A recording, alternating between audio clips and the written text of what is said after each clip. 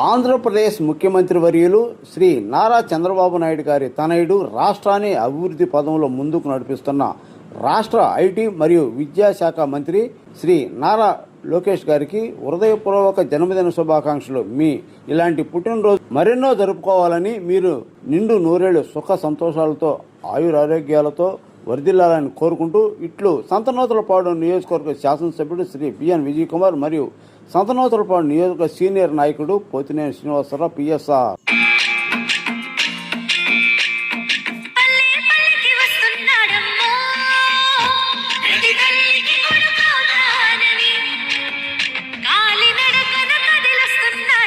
Ongole PVR municipal high school గ్రౌండ్లో జరుగుతున్న ఎన్టీఆర్ కళా పరిషత్ నాటకోత్సవాల ముఖ్య అతిథిగా లోక్సత్తా అధ్యక్షుడు మాజీ కలెక్టర్ జయప్రకాష్ నారాయణ ముఖ్య అతిథిగా పాల్గొన్నారు.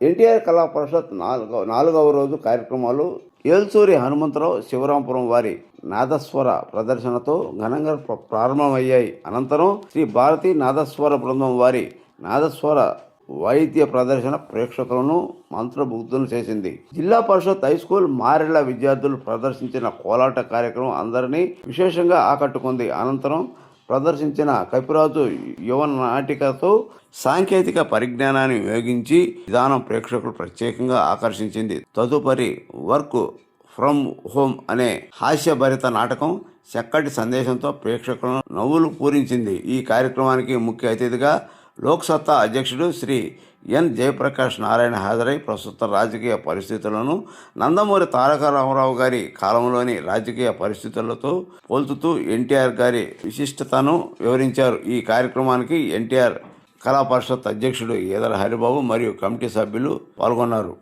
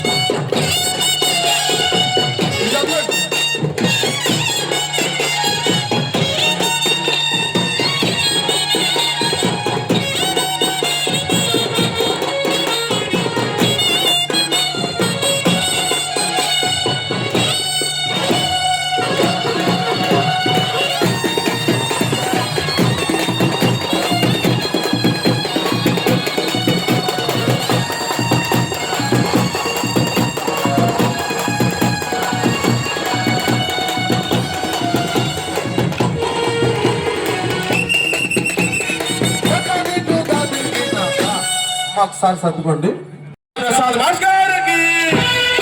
భజన గొప్ప పార్వతులందున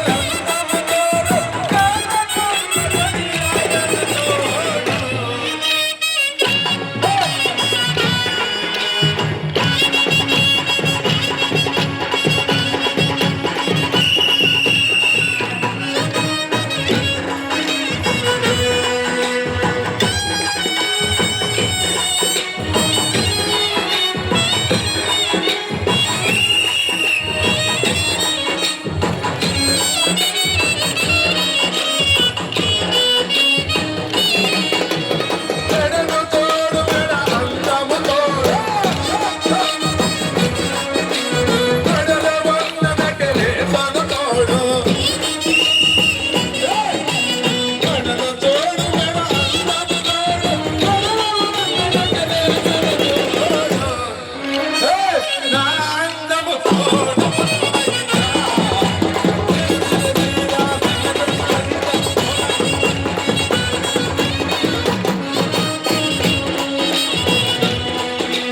సిరిసిల్ల తీరా సిద్ధిబెడాయిక కోనగిరి బొట్టు కపాల నాదుడు నా అందము తోడు రామయ్యా.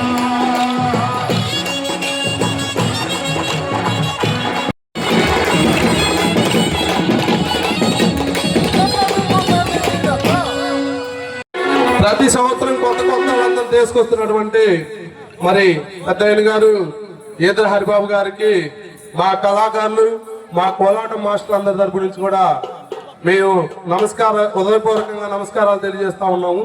నిండుగా తిరగొచ్చు.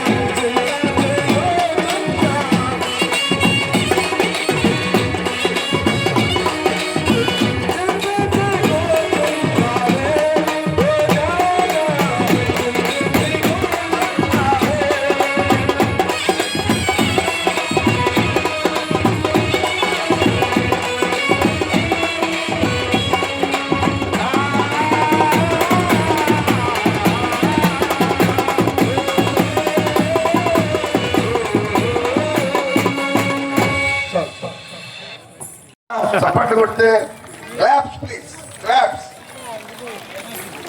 క్లాప్స్.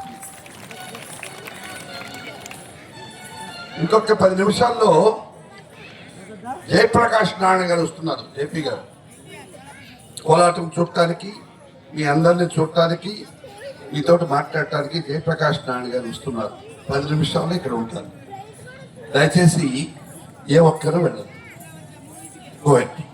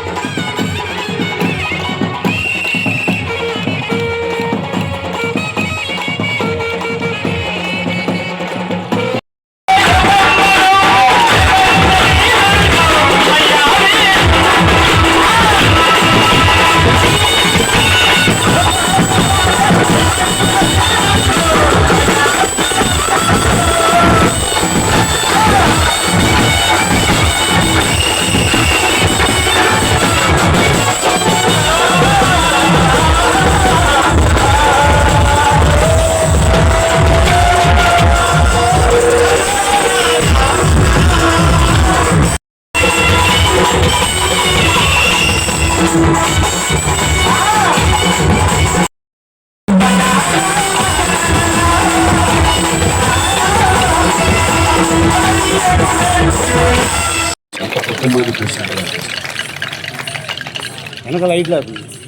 అందులో వచ్చిన సందర్భం వ్యక్తిగతంగా నాకు అత్యంత ఆప్తుడు. అన్న తండ్రి నాకెంతో అంత సన్నిహితం సమాధానం. ఆయన సూచ్యార్థం మనం చేపడుతున్న కార్యక్రమం నిర్వహిస్తున్న మనిషి నిఖార్సైన నిజమైన దేశభక్తి, ఎన్టీఆర్ పట్ల అపారమైన అభిమానము, ప్రేమ, ఏ రకమైన స్వార్థ చిత్రం లేకుండా కుటుంబాల ఆస్తులను చూస్తాయి. మరికొందరు తల్లిదండ్రులు వచ్చే కథలను చూస్తారు, మరికొందరు పలుకుబడిని చూస్తారు. అదేమీ లేకుండా 100కి 100 పాళ్ళు గుండె నిండా ఆర్తితో, ప్రేమతో, అభిమానంతో, స్ఫూర్తితో, గౌరవంతో, భక్తితో మనిషి పోయాక విద్యానగర్ పోయి కరెక్ట్గా 30 సంవత్సరాలు, మన 18వ తేదీ నాటికి కరెక్ట్గా 37 తరంకాలం గడిచిపోయింది. అయినా కూడా నిరంతరం ఆయన్ని గుండెల్లో పెట్టుకుని ప్రేమించి ప్రజలకి గుర్తు చేసేటువంటి కార్యక్రమాన్ని లేదా హరిబాబు గారు చేపట్టారు. 3 కారణాలు. ఇంకోటి అంటే నాకున్న అనుబంధం, ఎన్టీఆర్ అంటే నాకున్నటువంటి వ్యక్తిగతమైనటువంటి అనుబంధం, లేదా హరిబాబు గారి ప్రయత్నం. ఈ 3 కారణాలుగా నేను వచ్చాను. ఈవేళ రాజకీయాన్ని చూస్తే మనకి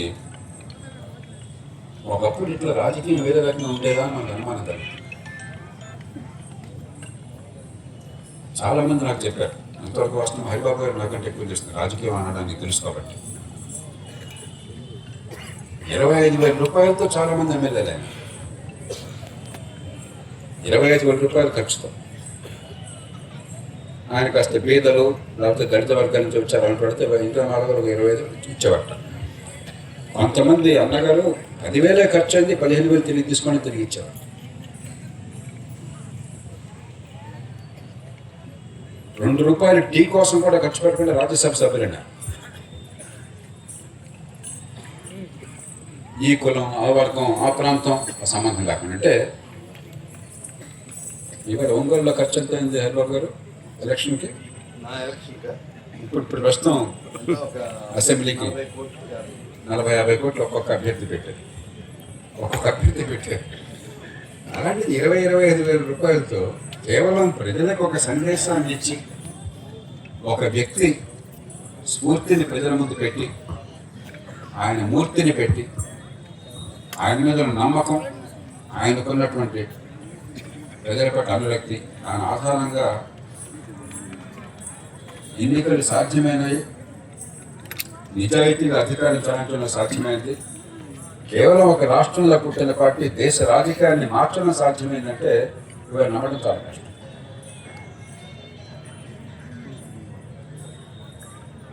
కాబట్టి సంకల్పం ఉన్నట్టయితే, చిత్తశుద్ధి ఉన్నట్టయితే, నిజాయితీ ఉన్నట్లయితే, ప్రజలంటే అనురక్తి ఉన్నట్లయితే, గుండె లోతుల్లో సమాజం అంటే ప్రేమ ఉన్నట్లయితే, ఒక మనిషి ఏమి చేయడం సాధ్యమో ఆ మహనీయుడు చూపెట్టాడు. అందుకు మనం నిరంతరం ఆయన గుర్తుంచుకోవాలి. ఎన్టీఆర్ గారు గొప్పతనం గురించి నేను చెప్పక్కర్లా. తెలుగునాట కొన్ని లక్షల మందికి, కోట్ల మందికి తెలుసాను. కానీ ఈ దేశ రాజకీయాన్ని, ప్రజా జీవనాన్ని ఆయన ప్రభావితం చేసిన తీరు ఇంకా చాలా మందికి అంత పూర్తిగా అర్థం కదా. ఆయన ఎంత ఆలోచించేమో తెలుసు, ప్రజల ఎంత ఆకర్షణతో తెలుసు, ఎంత నిజాయితీతో తెలుసు. కానీ ఈ దేశ రాజకీయ వరవడిని పూర్తిగా మార్చిన మనిషి అన్న సంగతి చాలా కొద్ది మందిగా తెలుసు. కాబట్టి రెండు విషయాలు ఆ నేపథ్యాన్ని గురించి మాట్లాడి ఇంకో 2 నిమిషాలు ఈవేళ మన ముందు పార్టీలకు అతీతంగా మన దారి ఎలా వెతుక్కోవాలని మాట్లాడి ముగిస్తాం. మొట్టమొదటిది, ఆనాడు అప్రతిహతంగా ఇందిరాగాంధీ గారు వారి పార్టీ దేశమంతా 1-2 చోట్ల మినహాయిస్తే ఇక తిరుగు లేదు, ప్రత్యామ్నాయం లేదు అనుకున్న నేపథ్యం. ఆ నేపథ్యంలో అందరినీ ఒక త్రాటిని కలిగి ఈ కులం ఆ ప్రాంతం అని లేకుండా ఒక సోషల్ కోయలేషన్ అంటాం, ఒక సమాజంలో వివిధ వర్గాలను సమన్వయం చేసి ఇలాంటి పరిపాలనా స్థానంలో నిజమైన పరిపాలన సాధ్యమని చెప్పని ఆయన రుజువు చేసి ఈ దేశానికి ఒక స్ఫూర్తినిచ్చారు. ఆనాడు కాంగ్రెస్కు ప్రత్యామ్నాయం లేదని భావించారు, నిరాశపడ్డారు. ఇక మనం ఏం చేయలేమని చెప్పని పూర్తిగా చతికిల పడ్డారు. ఆ నేపథ్యంలో ఎన్టీ రామారావు గారు ప్రత్యామ్నాయాన్ని మన రాష్ట్రానికే కాదు ఈ దేశానికి చూపెట్టారు. రెండోది, అప్పటిదాకా రాజకీయం మీకు గుర్తున్నా ఉంటుంది, పెద్దలకి మంచి మనుషులు చాలా మంది ఈ పార్టీ అయినా కూడా, కానీ చాలా మేరకు మోతుబడి రాజకీయం, పెత్తందారుల రాజకీయం, చాలా సంపన్న కుటుంబాల రాజకీయం. రాజకీయం అని చెప్పండి ఎలక్షన్ టైం వచ్చిన తర్వాత నాకు బాగా గుర్తున్నది, మా గ్రామంలో నేను స్కూల్లో చదువుతూ ఉండగా 62 ఎలక్షన్ అప్పుడు నా వయసు 6 ఏళ్ళు, 67 ఎలక్షన్ అప్పుడు నా వయసు 11 ఏళ్ళు. ఈ 2 ఎలక్షన్ అప్పుడు మా గ్రామంలో ఒక చిన్న పొరాడుగా నేను చూశాను ఏం జరుగుతుంది.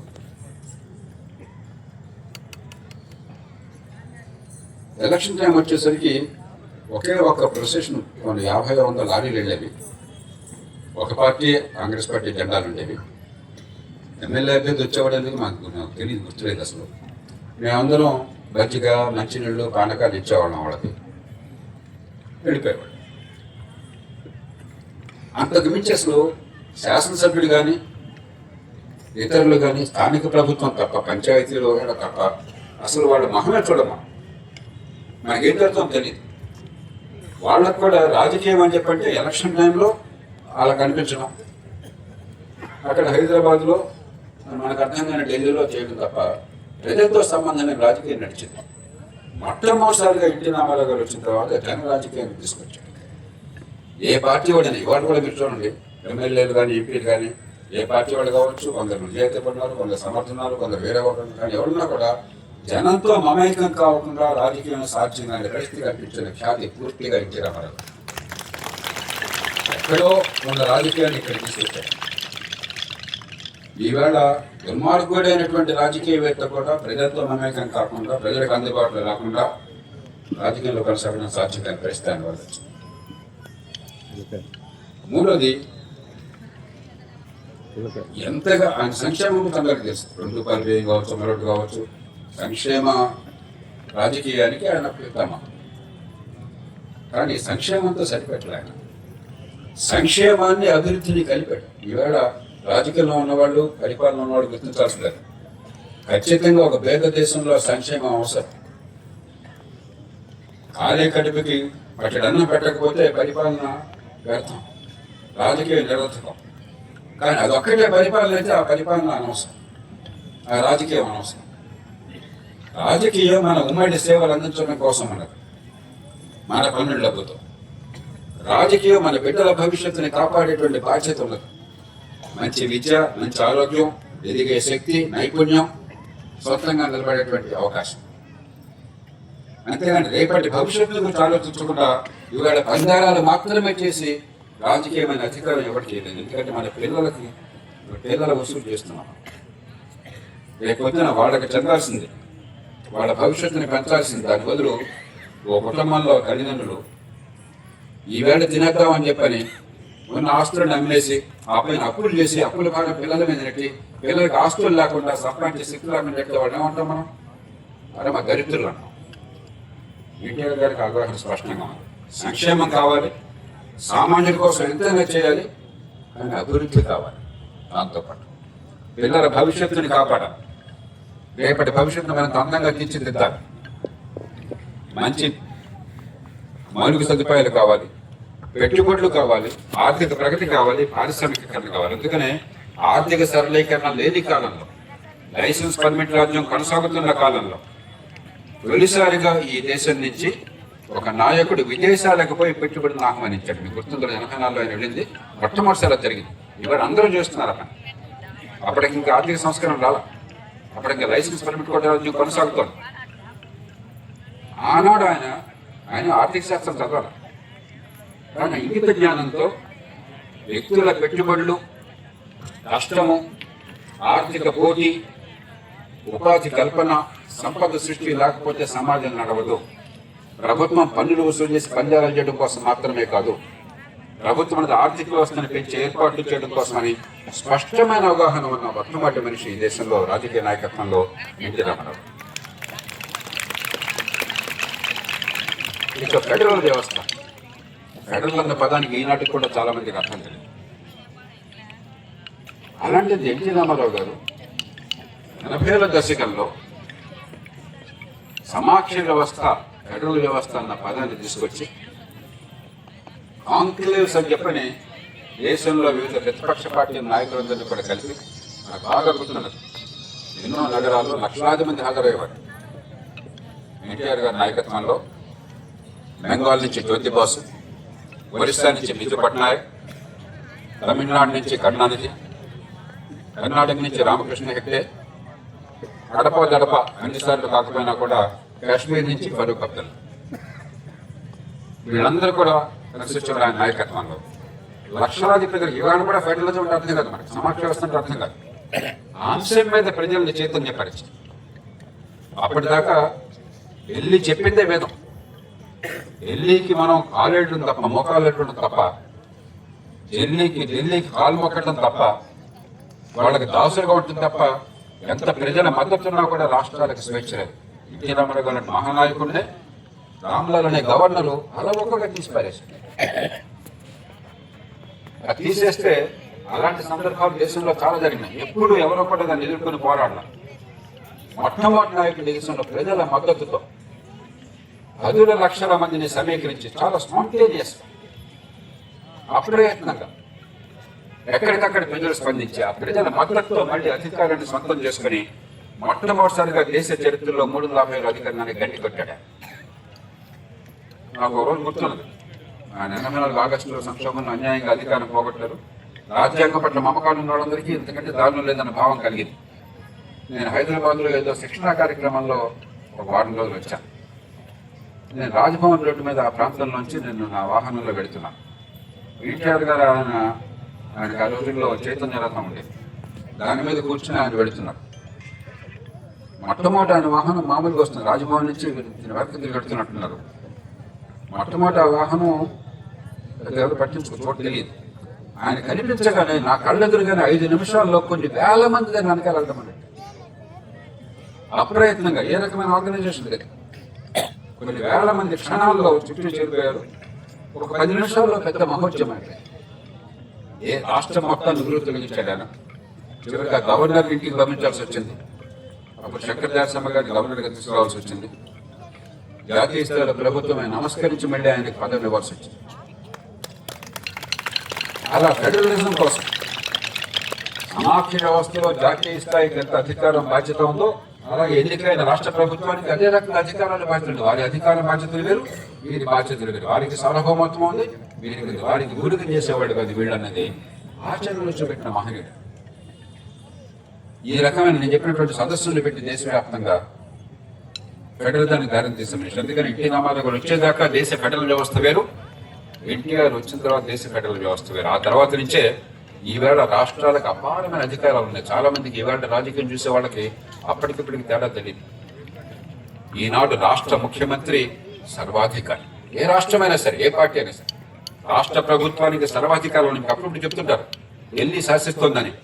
నేను నిష్కర్షగా చెప్తున్నాను, వాస్తవం కాదు. ఇవాళ అధికారం అన్నది పూర్తిగా రాష్ట్రంలో, ఢిల్లీలో కాదు. ఒక ఓడరేవు కావాలా, రాష్ట్రం నిర్ణయం చేసుకుంటాం. ఒక విమానాశ్రయం కావాలా, రాష్ట్రం నిర్ణయం చేసుకుంటాం. ఒక ప్రైవేట్ పెట్టుబడి కావాలా, రాష్ట్రం నిర్ణయం చేసుకుంటాం. ఒక మౌలిక సదుపాయాల కోసం ప్రాజెక్టు నిర్మాణం చేయాలా, రాష్ట్రం నిర్ణయం చేసుకుంటాం. జాతీయ స్థాయికి ఏమాత్రం పాత్ర లేదు. 350 అధికారుల వాటిని అసాధ్యం వేళ ఆనాడు ఎన్టీఆర్ లాంటి వాడిని దింపేశారు. 100 సార్లకు పైగా ఎన్నికైన ప్రభుత్వాలు మెజారిటీ ఉన్నా కూడా ఢిల్లీ వాళ్ళకి అనుకూలంగా లేని దింపి పారేశారు. ఇవాళ సాధ్యం కాని పరిస్థితి వచ్చింది.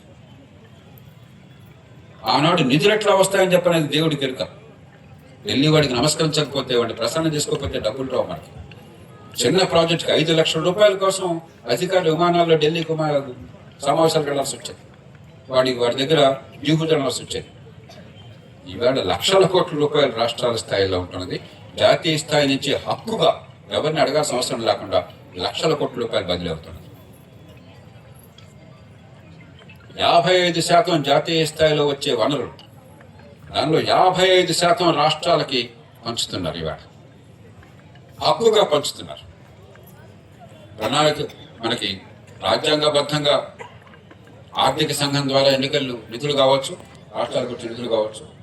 మన పన్నుల వాటా కాకుండా జిఎస్టీ వగైరా విధానం మన వాటా 10 మంది అడగదు. అది కాకుండా ఆర్థిక సంఘం తరఫున జాతీయ స్థాయి ప్రభుత్వానికి వచ్చేటువంటి వనరుల నుంచి మన కంపెనీ కావచ్చు, కేంద్ర ప్రతిపాదిత పథకాలు సెంట్రల్ స్పాన్సర్ స్కీమ్స్ అంటారు, దానిలో జాతీయ స్థాయి ప్రభుత్వం ఇచ్చేటువంటి సబ్సిడీలు కావచ్చు, లేకపోతే రాష్ట్రాల్లో పెట్టుబడుల కోసం జాతీయ స్థాయి నుంచి మనకి ఉదాహరణగా ఇచ్చే డబ్బులు కావచ్చు. వివిధ రూపాల్లో 55% డబ్బులు రాష్ట్రాలకు వస్తాయి. రాష్ట్ర అభివృద్ధి ఎట్లా ఉండాలి, రాష్ట్రం ఏ నిర్ణయాలు తీసుకోవాలి, పూర్తిగా రాష్ట్రం సొంత విషయం కాదు. ఈ మార్పుకి నాంది పలికిన మహనీయుడు ఎన్టీ రామారావు. అప్పటి నుంచే ఆయన ఉద్యమం వల్లే సర్కార్ కమిషన్ చెప్పన్నారు, ఫెడరలిజం అన్నారు. ఈ మార్పులన్నీ దేశంలో వచ్చింది మౌలికమైన ఆయన వల్ల. ఇక కాంగ్రెస్ పార్టీకి ప్రత్యామ్నాయ ప్రభుత్వం వస్తుందని ఎవరు నమ్మాలి. ఇంకో 50 ఏళ్ళ ముందర పడుతున్నారు. మీలో కొందరు పెద్దలు గుర్తుంటుంది, 84 అక్టోబర్లో ఇందిరాగాంధీ గారి దారుణమైన హత్య జరిగిన తర్వాత జరిగిన ఎన్నికల్లో దేశమంతా కూడా కాంగ్రెస్ పార్టీ అప్రతిహతంగా గెలిచింది. 425 సీట్లు వచ్చినాయి. ఇక పార్టీకి 540 సీట్లు. అన్ని రాష్ట్రాల్లో మిగతా పార్టీలు తుడిచిపెట్టిపోయాయి. చివరికి కర్ణాటకలో రామకృష్ణ హెగ్డే గారు జనతా ప్రభుత్వం దాదాపు అన్ని సీట్లు ఓడిపోయారు. 25 సీట్లు 24 ఓడిపోయారు. ఆయన రాజీనామా చేసిన ఎన్నికలు దిగాల్సి వచ్చింది. ఆంధ్రప్రదేశ్లో ఎన్టీ రామారావు గారి నాయకత్వంలో 35 సీట్లు ఆయన పొందాడు. దేశంలో లోక్సభలో అధికారంలో ఉన్న కాంగ్రెస్ పార్టీ 425 సీట్లు వస్తే 35 సీట్లతో రెండవ అతిపెద్ద పార్టీగా ఎన్టీ రామారావు గారి పార్టీ అవతరించారు. అంటే దేశ ప్రతిపక్షం ఆయన ఒక్కడైనాడు. ఆనాడు ఇవాళ అధికారంలో ఉన్న బీజేపీ మీరు ఒకసారి గుర్తు చేసుకుంటే వాజ్పేయి గారు ఓడిపోయినారు, మహానాయకుడు. ఇద్దరు ఎంపీలు బీజేపీ నుంచి ఎన్నికైనారు. ఒక ఆయన జంగారెడ్డి గారు హనుమకొండ నుంచి ఎన్టీ రామారావు గారి మద్దతుతో ఆయన గెలిచాడు. ఇంకొక ఆయన గుణా ఎక్కడ ఉంది, మధ్యప్రదేశ్లో ఎక్కడ ఉంది, ఇంకొక ఆయన గెలిచాడు. ఇద్దరు గెలిచారు. ఇద్దరితో వాళ్ళందరికీ స్ఫూర్తినిచ్చింది ఎన్టీ రామారావు. అందుకనే అప్పటికిప్పటికీ భారతీయ జనతా పార్టీ వారికి ఆయన అపారమైన గౌరవము, ప్రేమ. ఎందరో అగ్రనాయకులు భారతీయ జనతా పార్టీ మాట్లాడుతుంటారు. సో పూర్తిగా ఇక ప్రత్యామ్నాయం లేదు, ఈ పద్ధతే కొనసాగుతున్న పరిస్థితుల్లో ఆయన ఒక్కడి వల్ల ఈ దేశంలో అధికారంలో ఉన్నటువంటి పార్టీకి ప్రత్యామ్నాయం, ప్రజలకి కాస్త ఓరడింది. ఒకే పార్టీ నిరంతరం అధికారంలో ఉంటే ప్రజలు భయం ఏమవుతుంది. అలా కాకుండా నిజమైన ప్రజాస్వామ్యానికి ఆయన దారితీశారు. ఇక వ్యక్తిగా ఆయన మనసు కానీ ఆయన చిత్తశుద్ధి కానీ నేను చెప్పనక్కర్లేదు, అందరికీ తెలుసు. బయట హరిబాబు గారు పెట్టారు, నేను వస్తూ చదివాను. ఎంతో భక్తితో, ఎంతో ఆదరంతో, ఎంతో ప్రేమతో ఆయన ఎన్టీ రామారావు గారి వ్యక్తిత్వాన్ని వర్ణించేందుకు చక్కటి భాషలో పెట్టారు. అవి తెలుగునాట అందరికీ తెలుసు. అందుకని తెలుగునాట ఆయన ఆరాధ్యత. ఆయన సినిమాల్లో ఉన్నప్పుడే ఆరాధ్యత, రాజకీయాల్లోకి వచ్చాక అధికారంలో ఉన్నా లేకపోయినా ఆయన ఆరాధ్యత. ఎందుకంటే ఆ వ్యక్తిత్వం, ఆ మౌలికమైనటువంటి లక్షణాలు, ఆ శీలం, నిజాయితీ పట్ల మక్కువ, ప్రజల పట్ల ఆర్ద్రత, సామాన్యుల పట్ల గుండెల విషయాలు ఆయన మనసులో ఉన్న ఆక్రోశం, ఆవేదన, దాన్ని తర సాక్ష్యం. నేను స్వయంగా దాన్ని బాగా దగ్గరుండి చూసిన వాళ్ళని ఎన్నో సందర్భాలు ఈ జిల్లా కరెక్ట్గా ఉన్నప్పుడు కావచ్చు, పార్టీలకు అత్యధికంగా ఎన్నో సందర్భాల్లో వివరాలు నేను చెప్పాను. ఎన్నో సందర్భాల్లో పార్టీ అనవసరం చెప్పేస్తాం. ఎన్నికలు గెలుస్తాం లేదు అనవసరం, జరగాలి. రాజకీయం వచ్చి ఆలోచించారు. ప్రజలకు న్యాయం జరగాలి. ఈ పార్టీ ఏమిటి, ఆకులం ఏంటి, అదంతా అనవసరం. ప్రజలకు మంచి జరగాలి. అది ఒక్కటే ఆయన జీవితం. ఒక్క రూపాయి, ఒక్క పైసా కూడా ప్రజాధనం సొంతానికి ఉపయోగపడకూడదు. చట్టబద్ధంగా కూడా ఉపయోగపడకూడదు. ఓ ముఖ్యమంత్రి మంచి కారు కొనుక్కుంటే ఆయన ఆఫీస్కి మంచి అలంకారం చేసుకుంటే ఎవరు కాదండి. ఇవాళ కోట్ల రూపాయలు ఖర్చు పెడుతున్నారు దివాళా తీస్తున్న ప్రభుత్వాల్లో కూడా. ఎన్టీ రామారావు గారు ముఖ్యమంత్రి కార్యాలయానికి కడితే 10,000 రూపాయలు ఖర్చు పెట్టాం. అది కూడా నేను బలవంతంగా ఖర్చు పెట్టించాను. ఎందుకు? ఆయనకి నాకు దగ్గు వచ్చేస్తాను, ఎలర్జీ వచ్చేస్తుంది. అక్కడ పాత ఈ కోకోనట్ మ్యాట్ ఉంటుంది కదా, దాన్ని ఏమంటారు, కొబ్బరి పీచుతో చేస్తారే, దానిలో మట్టి మశానం చేరిపోయి కొన్ని దశాబ్దాలుగా అక్కడికి వెళ్తే ఎలర్జీ వచ్చేస్తాను. నేను పని చేయలేమండి, ఒక్కటి ఒప్పుకోండి నేను చెప్పాను. నేను వినాయిల్ ఫ్లోరింగ్ వేయించాను, 15,000 రూపాయలు. అది ఒక్కటే ఖర్చు పెట్టి ఒక సోఫా మార్చడం, ఒక కుర్చీ మార్చడం, ఒక ఏసీ మార్చడం,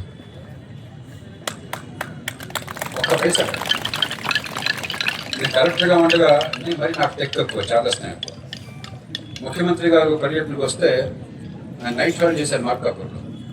మా వాళ్ళు ఏసీ పెడతామన్నారు. మామూలుగా ఏసీ లేదా అక్కడ, ముఖ్యమంత్రి వస్తే ఏసీ పెట్టాల్సిన అవసరమే లేదు అని నేను పెట్టండి. నేను ఎస్పీ గారు మార్కాపురంలో ఒక డిగ్రీ కాలేజీలో ప్రిన్సిపల్ రూమ్ నాకు ఇచ్చారు, మా ఇద్దరికి ఇచ్చారు. మేము హాయిగా పరుపులు ఇక్కడ మంచాలు వేసుకున్నాం. వేసవికాలం తలుపులనే తెచ్చాం. హాయిగా రాత్రి కూడా చల్లగాలి వేస్తూ శుభ్రంగా పడుకున్నాను.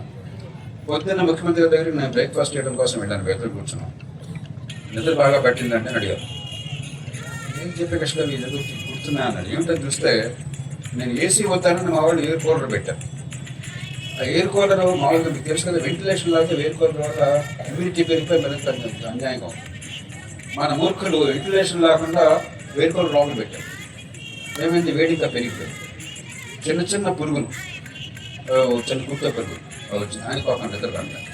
నాకు బాధ కలిగింది. అది ఇంత పెద్ద అయింది. నా చేదస్తం కొద్దీ హాయిగా ఎయిర్ కండిషనర్ పెడితే నష్టమైంది. 10,000 రూపాయలు పెట్టేసి అది మరి అంత నిజమైతే అనుకుని ఆయన ఇబ్బంది పెట్టారు. నాకు బాధ కలిగింది. ఆయన ఒక్క క్షణం కంప్లైంట్ చేయాలి. నాకు సౌకర్యం లేదు, ఇక్కడ నిద్ర సరిగ్గా పట్టదు, కంప్లైంట్ చేయాలి.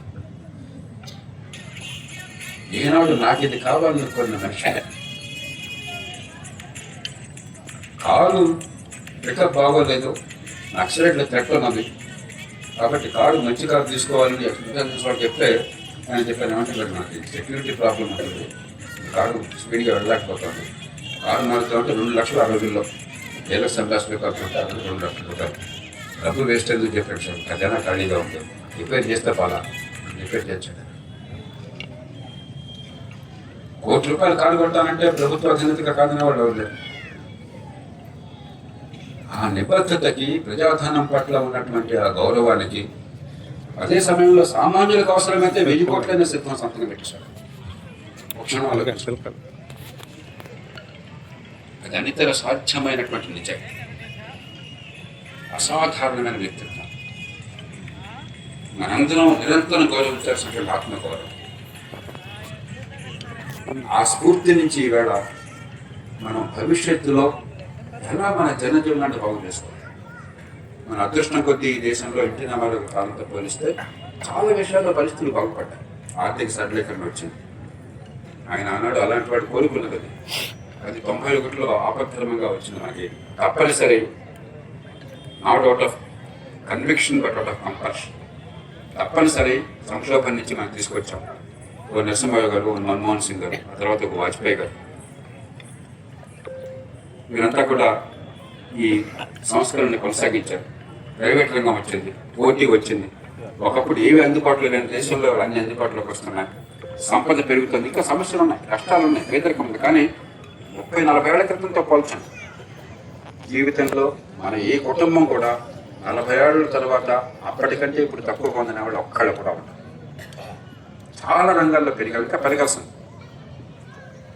కానీ ఒక్క రంగం మాత్రం కిందకెళ్తాం, రాజకీయము, పరిపాలన. 10,000 రూపాయలతో ఎన్నికయ్యే లోకం నుంచి 10 కోట్లు పెడితే అది డబ్బే కాదని చెప్పి నేను లోకంలోకి వచ్చాను. ఈ టైంలో నాకు స్కీమ్ ఇచ్చారు సార్, లిఫ్ట్ ఇరిగేషన్. మీరు చేసుకున్నారు, నేనేం చేయాల. నాకు ఇక్కడ మీ ఊరి నుంచే ఒక సంఘటన చెప్తాను. అంటే ఏం జరుగుతుందో మీకు తెలుసు, కానీ కొన్ని ఉదంతాలు మనకు మరింతగా చెప్తాను. నేను అసెంబ్లీలో ఉండగా ఒక మంత్రి గారు నా దగ్గరికి వచ్చాడు. సార్ నిన్నటి దాకా మీరు చెప్పేది 10% అన్న జరుగుతుంది నమ్మేవాడిని, ఇప్పుడు నాకు 1% కూడా నమ్మకం పోతట్లేదు సార్ అన్నాడు. ఏమైంది అయ్యా అన్న? సార్ బై ఎలక్షన్లు జరుగుతున్నాయి, ఒంగోలులో బై ఎలక్షన్ జరుగుతుంది, నన్ను ఇన్ఛార్జిగా పెట్టారు మంత్రి గారు. మాకు ఓడిపోతామని అర్థమైంది, గౌరవప్రదమైన ఓట్లు వస్తే చాలా అనుకున్నాం, డబ్బులు వేస్ట్ ఎందుకు, గౌరవప్రదంగా మరి అన్యాయంగా ఓడిపోకుండా కొంచెం గౌరవప్రదంగా ఓట్లు తీసుకుందాం అని చెప్పాను. మా వాళ్ళందరికీ అంటే వాళ్ళకి ఓటు చేసే వాళ్ళకి కార్యకర్తలకి ఏమయ్యా డబ్బులు మీ అందరికీ పంచుతాం, మిగతా వాళ్ళకి పంచడం అది వేస్ట్ కదా, డబ్బులు ఎవరు ఓడిపోతున్నాం కదా అంటే అలా ఒప్పుగా మేము వాళ్ళకే పంచాలి మాకు పంచాలన్నారు. ఎందుకయ్యా అంటే వాళ్ళకి మీరు పంచకపోతే వాళ్ళు మాకు పంచాలని చెప్పారు, ఇంకెట్లా బాగుపడుతుంది సార్ అన్నారు. అంచెలంచెలుగా ఈ దేశంలో రాజకీయాలు అదనస్థాయి 30 ఏళ్ల క్రితం లేనప్పుడు దేశంలో చెప్తున్నామండి మా రాష్ట్రంలో ₹1 కోట్లు వస్తుందో ఎలక్షన్ ఖర్చు అని చెప్పంటే వాళ్ళు నమ్మేవాళ్ళు కదా, ఇంకొంచెం ఎక్కువ చెప్తున్నాడు అనుకునేవాడు. ఇవాళ 20-30 కోట్లు అవుతుందంటే మీరు తక్కువ చెప్తున్నారంటారు. 20-30 కోట్ల నుంచి 50 కోట్లు అవుతుంది మన రాష్ట్రంలోనే. తెలుగునాటి నుంచి కర్ణాటకకి, తమిళనాడుకి, ఇప్పుడు మహారాష్ట్రకి, ఇతర రాష్ట్రాలకు విపరీతంగా పాటిపోతుంది. దుస్సాంప్రదాయాలు మంచి సాంప్రదాయాల కంటే వేగంగా పాకుతాయి. పాపం ఈ స్థాయి ఆ స్థాయి లేకుండా రాజకీయంలో అని చెప్తే రాకుండా వాళ్ళు ఎక్కడ తప్పలేదు, వాళ్ళు కూడా బలిపస్తులు అయిపోతారు. వాళ్ళు దేశాన్ని దోచుకుందామని కోరిక లేకపోయినా కూడా ఈ డబ్బులు ఖర్చు పెట్టకపోతే రాజకీయంలో బతకలేమన్న పరిస్థితి వచ్చేస్తుంది. చాలా కాలం క్రితం ఒక 7-8 ఏళ్ల క్రితం అనుకుంటాను, కర్ణాటకలో మారుమూల గ్రామంలోనే ఉన్నాను. ఒక సర్పంచ్ వచ్చాడు, ఏదో వ్యక్తిగతమైన సమస్య వివరాలు అనవసరప్పుడు 1,00,000-1,50,000 సాయం కావాలని వచ్చాడు. సరే నేను చూద్దామని చెప్పని అడిగా, ఈ మధ్యన మీరు ఎన్నికయ్యారు కదా సర్పంచ్ గారు, 7-8 నెలలు అయింది, ఎంత ఖర్చు పెట్టారు మీరు అన్న. సార్ 10 లక్షలు ఖర్చు పెట్టాను అన్న. చాలా మారుమూల గ్రామం, చిన్న గ్రామం, అదురుపడలేవారు అక్కడ. మరి మీకు ₹1,00,000 అబ్బాయికి కావాలంటే చాలా కష్టంగా ఉన్నారు, 10 లక్షలు ఎందుకు ఖర్చు పెట్టారు, మీకు తినడానికి కూడా లేదు కదా, ఎక్కడ తినడానికి కూడా లేదు కదా, ఎందుకు చేశారన్న. అద్భుతమైన సమాధానం చెప్పాడు. 2 చేతులు నిత్యం పెట్టుకుని ఉన్మాదం సార్ ఉన్మాదం అన్నాడు. కన్నడంలో పిచ్చి అన్న పదాన్ని ఉన్మాదం సంస్కృతం కదా, అది ఊతపదంగా వాడేస్తారు. ఉన్మాదం సార్ ఉన్మాదం అన్నాడు. ఈవేళ ఒక విచిత్రమైన రాజకీయ ఉన్మాదంలో ఉన్నాం. డబ్బులు కూడా కదా, ఎందుకో అర్థం లేకుండా ప్రపంచంలో ఎక్కడ లేని రీతిలో ఎమ్మెల్యే పదానికి 30-40 కోట్లు, సర్పంచ్ పదవికి ఊరి జనాభాని బట్టి 10 లక్షల నుంచి ₹1,00,000, కొన్ని చోట్ల 2 కోట్లు, 5 కోట్ల రూపాయలు. హైదరాబాద్ లో కార్పొరేట్లు అయితే 2 కోట్ల నుంచి 5 కోట్ల రూపాయలు. ఇలా అసలు ప్రపంచంలో ఊహించినంత స్థాయిలో ఒక ఉన్మాదంలో పడిపోయాను. ఆ గొడవలో పడిపోయిన తర్వాత బయట పట్ల సాధ్యం కావట్లేదు. డబ్బు ఖర్చు, డబ్బు సంపాదన, డబ్బు ఖర్చు అన్నింటిలో మన పరిపాలన మొత్తం గందరగోళం చేసి నిర్మాణంలో తమిళనాడులో వచ్చింది. మున్సిపల్ అడ్మినిస్ట్రేషన్ మంత్రి ట్రాన్స్ఫర్ పోస్టింగ్ లో అధికారికంగా చెక్కులు రుజువు పెట్టాక అమాయకుడు లాగా ఉన్నాడు. ₹365 కోట్ల పట్టుబట్టాలి. అది పట్టుబడిన డబ్బు, పట్టుబడిన డబ్బు ఎంత మనది. ట్రాన్స్ఫర్లు, పోస్టింగ్లు, కాంట్రాక్టులు, టెండర్లు, మైనింగ్, ఇదే పోలీస్ కేసులు, ఒక వికృతమైన వ్యవస్థను నిర్మాణం చేస్తుంది. ఆర్థిక వ్యవస్థలో మంచి మార్గాన్ని తీసుకెళ్తాం, కొన్ని ఇబ్బందులు ఉన్నా పరిపాలన రాజకీయం భరిత సంక్షోభంలో పడిపోతుంది. ఈవేళ నిరాశ పడకుండా ఎన్టీ రామారావు గారి లాంటి మహనీయుల స్ఫూర్తితో స్వతంత్ర పోరాట యోధుల త్యాగాల్ని, వాళ్ళ ఆలోచనల్ని, కళల్ని గుర్తు చేసుకుని ఎలాంటి మార్పుల్ని ఏ రకంగా మన పిల్లల కోసం తీసుకురావాలి, ఆ ప్రయత్నం జరగాలి. అది జరగాలంటే ఎన్టీఆర్ లాంటి వారి కళ నెరవేరాలని చెప్పంటే ఈవేళ కీలకమైన మార్గం పెరుగుతున్న ఆర్థిక వ్యవస్థలో సామాన్యుడికి భాగస్వామ్యం. పెరిగే ఆర్థిక వ్యవస్థ కేవలం డబ్బులు ఉన్న వాళ్ళకి, బాగా చదువు ఉన్న వాళ్ళకి, పలుకుబడి ఉన్న వాళ్ళకి, పెట్టుబడి ఉన్న వాళ్ళకి మాత్రమే లాభం అవుతుంది. లాభం ఇస్తే అంతట్లో ఆగిపోతే ఈ దేశంలో ప్రజాస్వామ్యం నిలవదు, ఆర్థిక ప్రగతి కొనసాగదు. ఎందుకంటే ఆర్థిక ప్రగతి కొనసాగాలని చెప్పంటే అందరి మద్దతు కావాలి. అభివృద్ధి ఫలాలు కొందరికి అందితే మిగతా వాళ్ళు ఎందుకు ఒప్పుకుంటారు? నాకు తాత్కాలిక సాయం కాదు, నీ అభివృద్ధి నాకు అనవసరం, నువ్వు బాగుపడితే నేనే అవుతాను, నాకేం లాభం లేదు. రెండోది 120 మందికి మాత్రమే అభివృద్ధి ఫలాలు దక్కితే, వాళ్ళకి మాత్రమే నైపుణ్యము సంపద సృష్టించే శక్తి వస్తే మిగతా 80 మందిని వాళ్ళు పైకెత్తలేదు. అందరికీ అవకాశం కావాలి. కాబట్టి ఈవేళ అతి కీలకమైన అంశం, నేను చాలా మనసు పెట్టి చెప్తున్నాను, ఆచరణ సాధ్యమైన అంశం. మన రాష్ట్రాన్ని కానీ ఎన్నో రాష్ట్రాలని దేశాన్ని గట్టెక్కించే అవసరం ఇంక్లూసివ్ సస్టైనబుల్ ఎకనామిక్ గ్రోత్.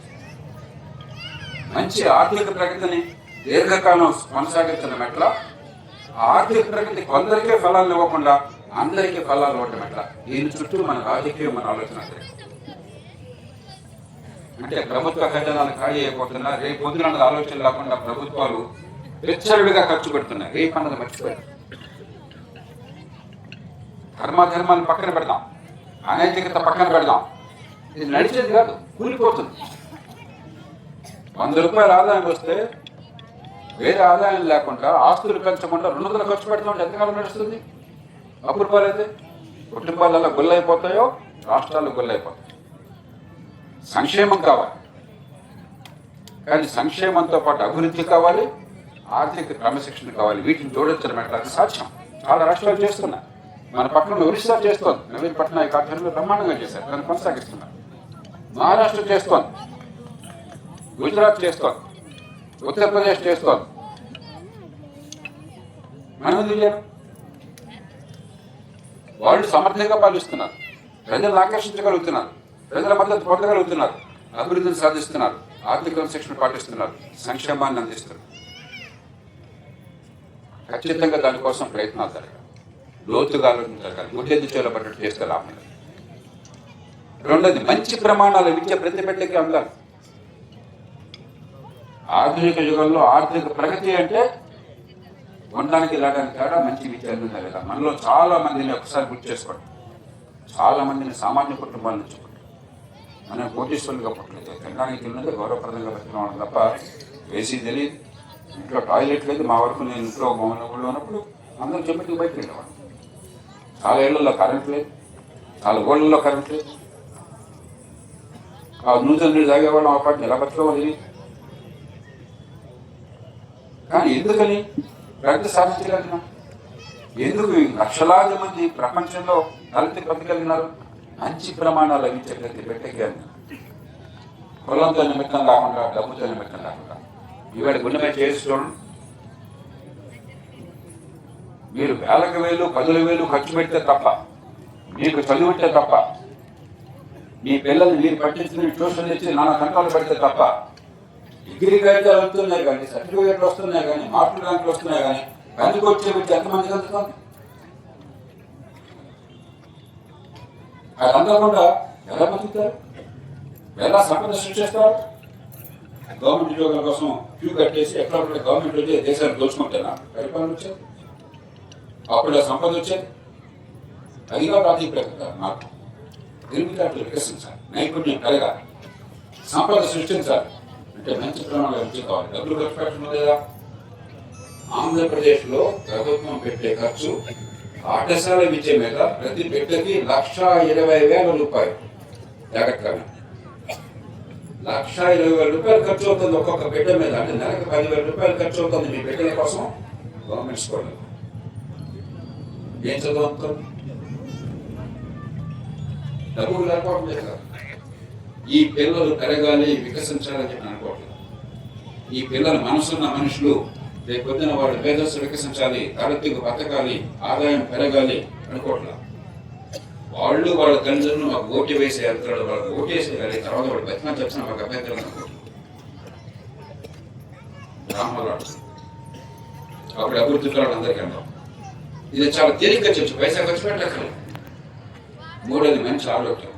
చాలా పథకాలు వచ్చినాయి, కానీ ఆరోగ్యం ఇప్పటికి కూడా అందరినీ నాకు ఇవాళ కూడా అక్కడ రామనాథ్ నుంచి డాక్టర్ గారు, చాలా కాలం నుంచి హృదయనాథ్ గారు ఆ గ్రామంలో ఉంటే ఏ ప్రలోభాలకు నొప్పుకుంటా నిరంతరం అక్కడి నుంచి ఇప్పటిదాకా 60 ఏళ్ళ నుంచి సేవ చేస్తున్నాడు. 1970 నుంచి చేస్తున్నాడు సార్. ఆయన చెప్తున్నాడు, ఇంటికి వచ్చిందంటే మీ నెల్లూరు జిల్లా దగ్గర నుంచి ఇక్కడ ఉత్తరాంధ్ర జిల్లా దాకా 80,000-70,000 ఖర్చు అవుతుందంటే నా దగ్గరికి వస్తున్నారు అందరూ జిల్లా నుంచి. 5 3 వేలు అయిపోతుంది చెప్పాను. జబ్బు వచ్చిందంటే ఉనికిపోతుంది అంతే.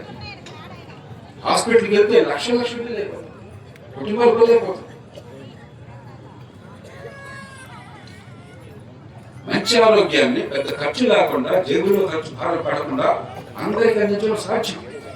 కొద్దిపాటి సమస్య వివరాలు కదా, మనం అదృష్టపడుతున్నాం. కొన్ని విషయాలు చాలా బలాలు ఉన్నాయి మనం, కానీ ఆలోచన లేదు. ఓట్లు వేసే యంత్రాలుగా భావిస్తున్నాం, కానీ ఈ జీవితాన్ని బాగు చేయాలని కోరుకున్నాం. కానీ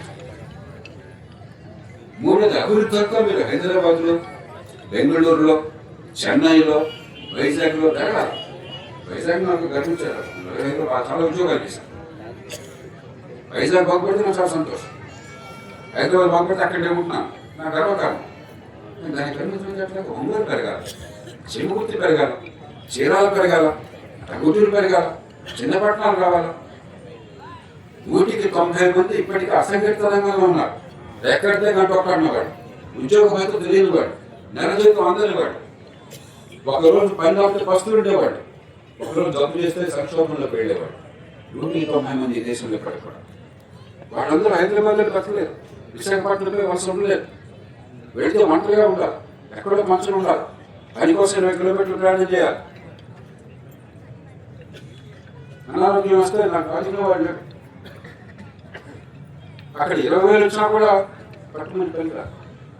అదే మన టంగుటూరులో, మీ చేమగుర్తిలో, మీ పొదిల్లో, మీ దర్శిలో, మీ మార్కాపురంలో ఇవాళ కరెంట్ ఉన్నాయి, మొబైల్ ఫోన్లు ఉన్నాయి, టీవీలు ఉన్నాయి, డిజిటల్ టెక్నాలజీ ఉంది, రోడ్లు పడ్డాయి, చాలా ఉద్యోగాలు, చాలా పనులు, చాలా పరిశ్రమలు ఇక్కడ సాధ్యం. అక్కడ ఎందుకున్నారండి? దానికోసం ఏర్పాటు చేయాలి. లక్షలాది మందికి ఉపాధి ఇక్కడ కల్పించాలి. ఇక్కడ 15,000 వస్తే అక్కడ 30-40,000 వచ్చినట్టు. ఇక్కడ పిల్ల పాపలతో ఉంటారు, బంధువులతో ఉంటారు, బంధువుల దగ్గరలో ఉంటారు. ఆ నగరాలు నరకం కావు. వీళ్ళందరూ కూడా ఆర్థిక అభివృద్ధిలో భాగస్వాములు అవుతారు. కాబట్టి ఇంక్లూజివ్గా ఇంకోవాలంటే చిన్న పట్టణాల అభివృద్ధి మనకి ఆ దృష్టిలో పట్టదా. ఎంతసేపటికి రాజులున్న రాజధాని తప్ప మిగతా మాట్లాడలేదు.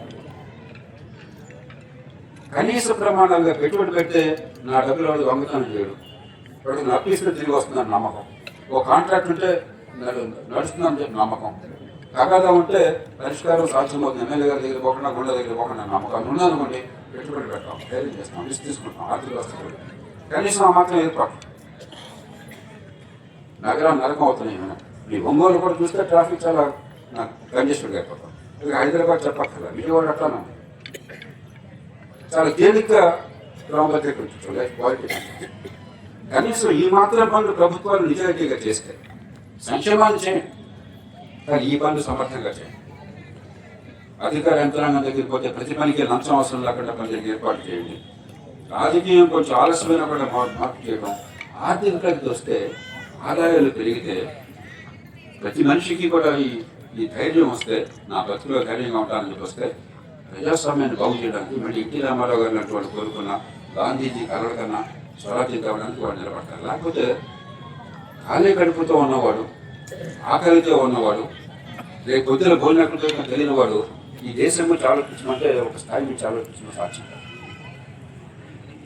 అంచేత ఎన్టీఆర్ కళలు నెరవేరాలంటే, మన బిడ్డల భవిష్యత్తు బాగుండాలి అంటే, మన స్వాతంత్ర పోరాట యోధులు ఈ ప్రాంతంలోనే, మీకు తెలుసో లేదో, మీరు ఒంగోలులో ఉన్నారు, గతంలో గుంటూరు జిల్లా 1940ల దశకంలో 85 ఏళ్ల క్రితం ఒక మహనీయుడు ఈ ఆనాటి గుంటూరు జిల్లా మొత్తానికి విద్యాభిక్ష పెట్టాడు. మీలో చాలా మందికి ఆయన పేరు కూడా తెలియదు. ఆయన ఎవరు? నా పిల్లలకు దొక్కుతుందని ఆశించాల, నాకు అధికారం వస్తుందని ఆశించాల. మన జిల్లాలో ప్రజలందరికీ మంచి విద్య అందాలని, విద్య లేని కాలంలో, స్కూళ్ళు లేని కాలంలో వాడు చాలా కొద్దిమంది ఉంటారు. 45 దశకున్న 41లో ఆయన జిల్లా బోర్డు చైర్మన్గా చేశాడు. గుంటూరు జిల్లాలో ఈవేళ కొన్ని వేల మంది, మా పాత గుంటూరు జిల్లా అని చెప్తాను, ఇంక్లూడింగ్ ఒంగోలు డివిజన్, మంచి విద్య అందింది. ప్రపంచంలో అన్ని చోట్ల స్థిరపడి గౌరవప్రదమైన జీవితాన్ని కొనసాగించాలని చెప్పంటే కృష్ణ చౌదరి గారు చాలా